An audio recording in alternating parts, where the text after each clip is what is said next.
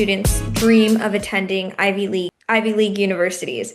What advice would you give them for standing out in the admissions process besides just their test scores and grades? So I can't really speak to what admissions officers specifically are doing or those processes because they change so often. But what I can say is that I think focusing on something that you care about, whether it's going to be what you work on for your career or not, and being able to showcase that,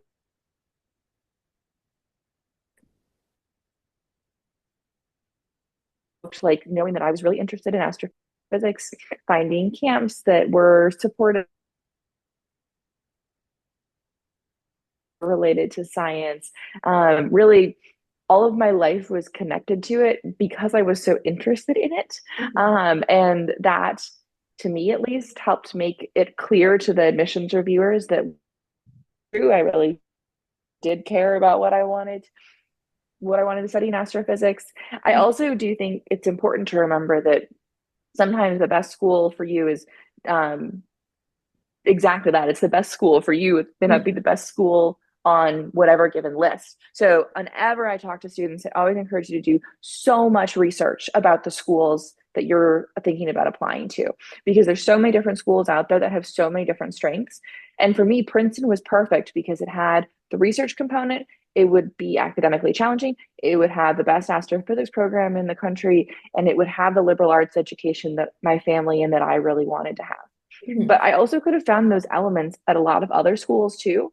Yeah. And there's a lot of amazing tools out there to compare schools, to compare the financial aid packages at schools, to compare the research opportunities, to compare the faculty to student ratios, to compare the landscape in which you're going to live. So while I do believe in um, the value of academic caliber and like there's a reason people strive to go to the Ivy Leagues and universities. I always want people to look at the full breadth of options and not just gravitate to the schools that we know by name. Right. Yeah. I love that Yeah. advice. And I've heard that a lot as well. A lot of people say like don't just be drawn to the name, like go Mm. where is fit for you. Yeah. Yeah. And I do think admissions officers can figure out pretty quickly if people are applying just because of the name or because you actually really think it's the best fit school for you. So, yet another reason to really do that research and understand where you're applying. Right. Yes, definitely. And so you're the president of Slooh? Slooh, Slooh. Slooh. Okay. You're the president Mhm. of Slooh, which offers online live access to telescopes around the world. Can you walk us through what one of your telescope missions would look like? Sorry, at the end of that question cut out. Can I talk you through what our network of telescopes looks like? Is that right? Hmm. Yes. Okay, yes.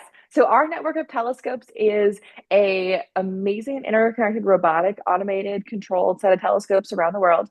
We have 10 telescopes. They provide 24/7 access to the night sky and full coverage, northern and southern hemispheres. They're robotically controlled, so we don't have people on the ground at the observatories. They're controlled by the users on the platform. So when you're a member of Slooh, whether you're a student or an amateur astronomer or a hobbyist or a lifelong learner, you get to schedule missions on the telescope. You can watch the telescope, capture your image live with others as well, and then you get the data in your log on the platform, and you can share your observations from your missions with the community and with the world beyond. So it's really all about real data in the hands of real people that they're controlling, and they take ownership and get to go through the experience of what is it like to say, I took that picture of Jupiter, I took that picture of the Pleiades, and really own the scientific process. Wow, that's amazing. I wasn't sure if it was like someone else was working it, but to know that Yeah. people can work it just from their homes, like that's like revolutionary. It's really fun. I mean, it's actually very much similar to how professional astronomers do it too, because like when I was in graduate school, I was using data from the telescopes in Hawaii, and we do what we call pajama mode observing, where you sit, in your on your couch in your pajamas in Connecticut with your cat next to you and your cup of tea, and then you're controlling these observatories in Hawaii. So this is a little bit different because it's not live control, it's queued scheduling. So you submit your observations and the telescope queue organizes them so that we can get the maximum number of images possible in a night. But it is actually a very similar process. Wow. And so is this like a way that students can, I guess, conduct their own astronomy research from their homes?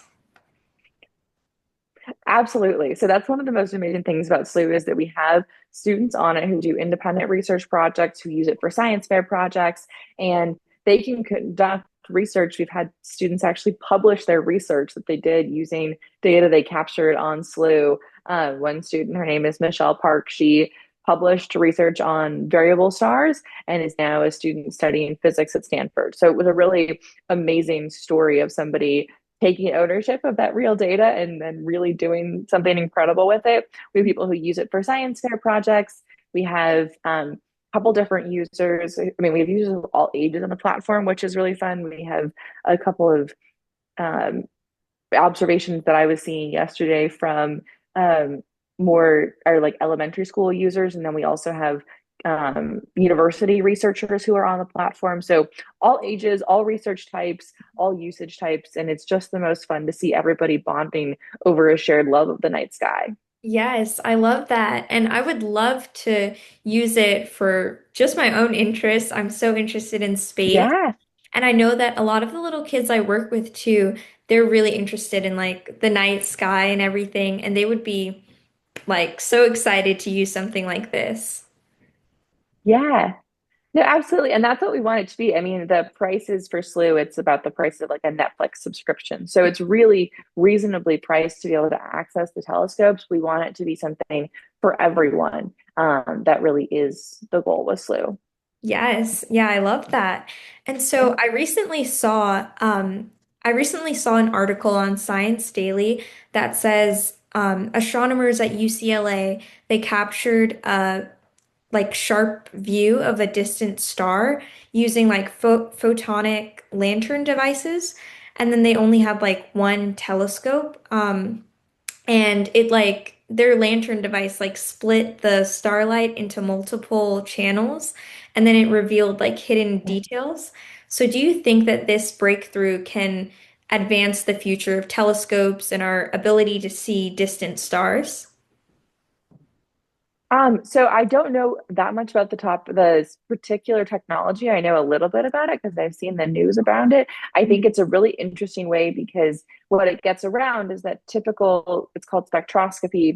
Typical spectrometers are that are going to be on massive telescopes. So like a 30-meter telescope would require a three-story spectroscoper or a three-story spectrometer.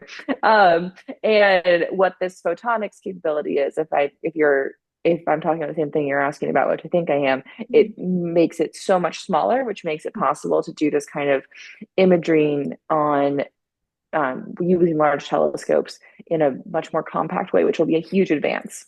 Yes, yeah. Yeah, So I know that one of the things that you've said on your social media is that yeah. I think you said one of the ways that it was something about like partnering with like the future of astronomy is like held within partnering with like commercial um, I think you said like commercial. Oh, Oh, sorry. Can you hear me there we now? go. Okay. Yeah, no, I can. Um, Yes. I think that you said that the future of astronomy is like within partnering with like commercial brands or something. Could you tell us more about that? Yeah, so what I think I was talking about is the idea of science as a service and the idea of partnering between commercial space companies and astronomers and the astrophysics community. So, for background, in the last 20, 25-ish years, there's been an absolute boom in the number of called new space companies, which are a lot smaller, more agile companies than the original defense contractors that did a lot of the contracting to build telescopes like what NASA uses, like the James Webb Space Telescope or the Hubble Space Telescope. Instead, these contractors are right now, a lot of them are focused on satellites and on launch, trying to bring down the price of launching a satellite into orbit. But I see really incredible opportunity to be able to use the flexible, agile platforms that they're building to do science a lot faster and to build science missions a lot faster. Right now, if you're a NASA principal investigator, you're probably going to spend your entire life doing one or maybe two missions. And that whole process is going to be very long, very artisan. It's a very one of a kind instrument model, which we definitely do still need, but I see a lot of opportunity for more commercial instruments that can be used to do science. And Slooh is actually a great example of that. Our tools are commercial. We can build the telescopes and observatories and then do research with them at a bigger scale. That'll be using reusable components, for example, like Rocket Lab is doing with their mission to Venus, to be able to do science missions on a much quicker time scale, which I'm really excited about. Yes. So for the commercial aspect, would you say it's more efficient and price effective as well? I mean, ideally it is, yes, that's part of the goal is that if these companies are already building platforms for other projects, then they should be more cost efficient because they will not be this artisan work that the same way that the James Webb Space Telescope is. And now, to be clear, that telescope needs to be artisan, and we are still going to need those artisan projects. And that's where the government fluidity and flexibility to come in and fund those is really important. But I think the commercial sector is opening up a lot of doors to do research in a cheaper, faster way, which I'm really excited about. Yes, and it brought us Slooh, right? The commercial. Yeah, there we go. Yeah. And so I also saw something on your social media about quantum mechanics, I think. And so how would you say that quantum relates to astrophysics? Oh, so this is one of the most fun parts of studying astrophysics is that when you're studying astrophysics, you're kind of studying all of physics because you're quite literally studying the entire universe. Mhm. So I like when I was taking courses in undergrad, you take courses in quantum, you take courses in thermodynamics, you take courses in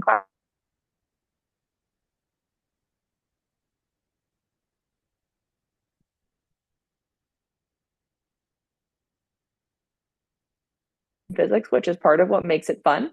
At least for me, I am very much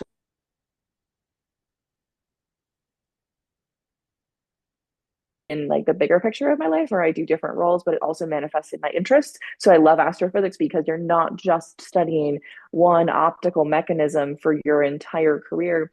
You're studying how all these different mechanisms fit together and create the universe that we have today.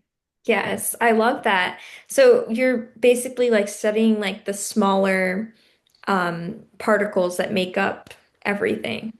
Yeah.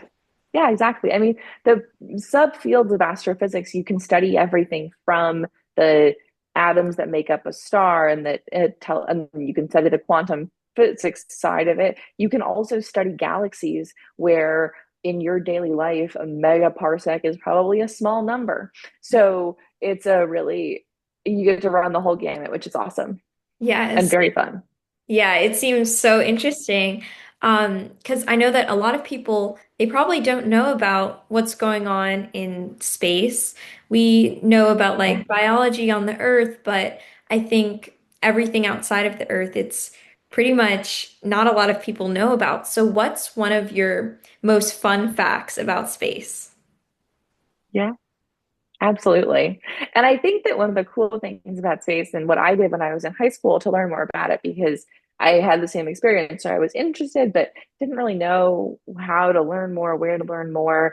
My mom is a professor of education, my dad is the pastor. So they were really excited about me doing science, but they didn't um, have the know-how themselves to be able to teach me more about it. So I really turned to my libraries and to books, and I read a lot of pop science books, and I learned so much from those. And I really recommend libraries, the internet as resources to learn more about these topics that we're passionate about and curious about, and to pursue that curiosity as far as it leads. Yes, I love that. And I love just going to a Yeah, library and reading about all different types of topics because there's so much information in books that aren't on the internet. Um, so I think yeah, that's a really good resource. yeah, But about space specifically, absolutely. what are one of Yeah. your favorite facts about space that you've learned within your Mhm. career? Oh, okay. Well, that kind of runs the gamut. I think that like, it's such a simple fact, but I find it so fun, and I love to bring this one up in talks, especially with younger kids, is the idea of density and how dense or not dense different planets and stars are. And the fact that, for example, Saturn is a very gaseous body, and it is so light that if you put Saturn in this ginormous bathtub, it would float, which is just Oh, such a funny image. And it helps give perspective for how lightweight, in some senses. I mean, they're not literally lightweight because they're high mass, but low density, these huge objects are. I think that's really fascinating. I love the field of cosmology. There's a really good book by Joe Dunkley, who's a professor at Princeton, called Our Universe, that talks through kind of the paradoxes of cosmology and the study of the early universe and how do we learn about it and what are the physical processes that we can see in the night sky, which are just amazing. I love learning about that for a more advanced learner, or not advanced, but like a more high school level. yeah. That's the fun fact I would go to. And then I think another really interesting tidbit is I did a really interesting research project in undergrad about the survival of microorganisms on Mars and how it relates to space policy and the idea that we want to try and protect Earth from anything we would bring back from space. But similarly, we want to protect other planetary bodies from any microorganisms we might accidentally take with us on our spacecraft to Yes. go to other places because God forbid we contaminate life elsewhere, or we can't find life elsewhere because we can't tell if it's Earth life or not because we don't know if we brought it. Mhm. So there's really interesting research and reading about the transport of microorganisms on Mars and how long they could last in the UV and how dust protects them and how um, yeah, I could go down a whole long rabbit hole about that, but it's fascinating. If you're interested in either policy or science, Googling planetary protection is a wonderful pastime. Yes. And I love that because recently I attended the Congress of Future Medical Leaders conference in Cool, June. Yes. And I saw, I think she's a 3M scholar, like she's a 3M winner for the science competition. cool. Her name is Leanne Fan.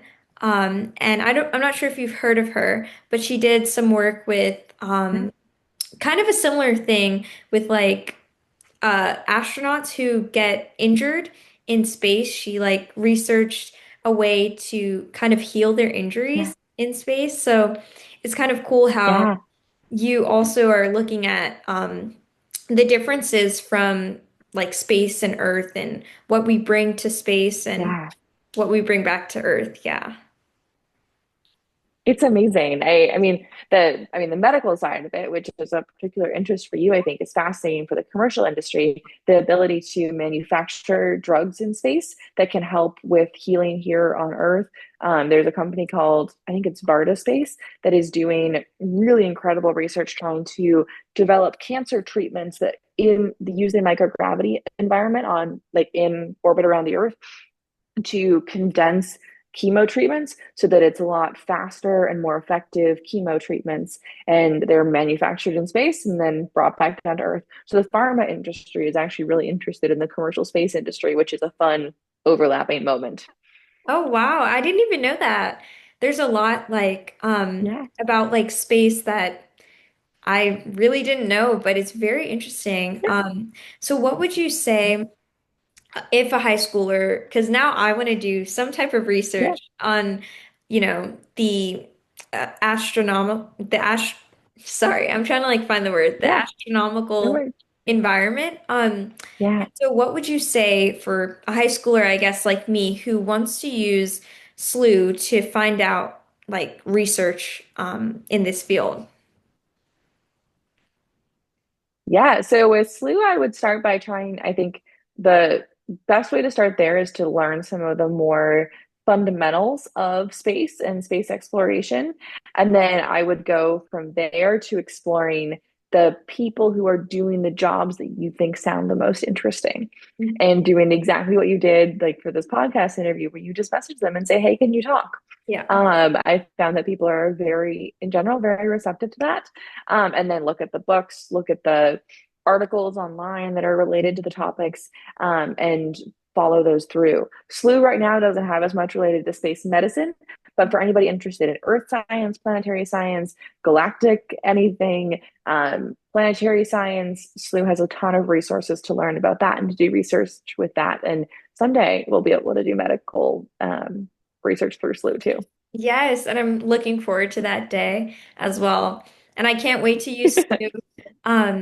I'm definitely going to use it with the Boys and Girls Clubs because I know they're going to love it. They're going to, Use it. yeah, be so excited. Yeah. And I do have a quick question. I know that you Yeah. said that on one of your reels, it said like some big sister advice for younger girls in STEM. And one of them was Yeah. the prioritization of mental health. So, what is one of the ways that Yes. you prioritize your mental health?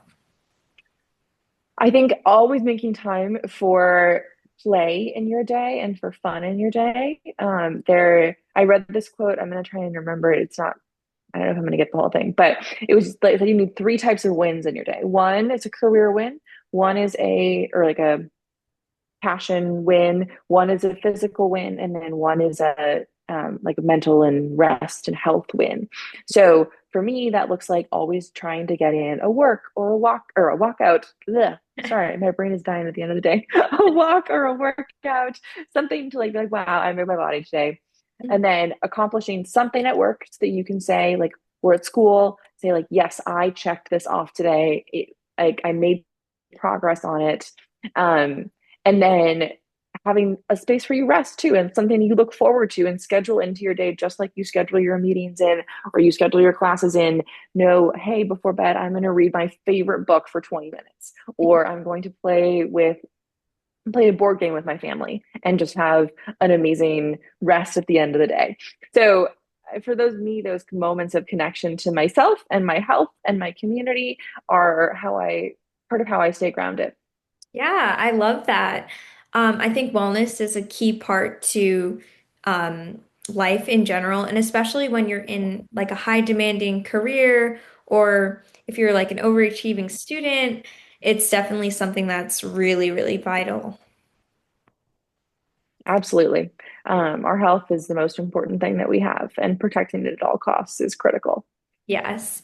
Well, Dr. Emma, this conversation has been absolutely inspiring. Thank you so much for sharing your Yeah. expertise and your grounding values as well. Um, and for everyone listening, Yeah. remember what Dr. Emma said because it's very, very inspiring, especially the part for your mental well-being. Just make sure to take care of yourselves and take care of your dreams as well. So thank you all for tuning in I to, love that. thank you. Thank you. Um, Thank you all for tuning in to Faith and Formulas. I'm your host, Skylar Robinson, reminding you to keep the faith and keep exploring new formulas. Bye, guys.